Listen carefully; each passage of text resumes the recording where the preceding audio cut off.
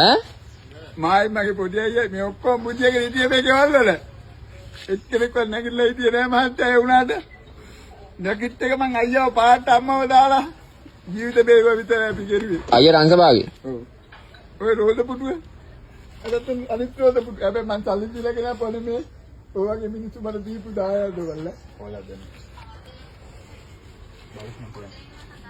මේ සිරප් ගහපුවා මත්තේ. මං කියවන සිරප්.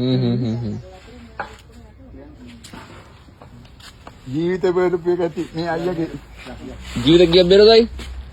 ජීවිත ඉතින් මේ පවුල් ටිකටම පණිවිඩ ලබා දුන්නේ මෙයානේ. මෙයාගේ ඔක්කොම ටික අහකට දාලා මෙයා දුවලා ගිහින් දුන්නා.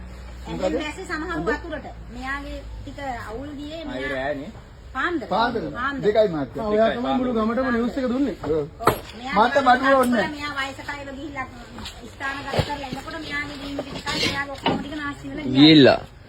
වාට ඔය දේවල් ලැබෙයි කවදා හරි. ඔව් මට ඒවා තියෙයෝ. ඔය දේවල් කවදා හරි ලැබෙයි වාට. මෙයානේ උඹලා කෑල්ලක්වත් කන්නේ මස් මාළු මොකුත් කන්නේ නැති මිනිස්සෙක් ඉතින්. අයියා විතරයි.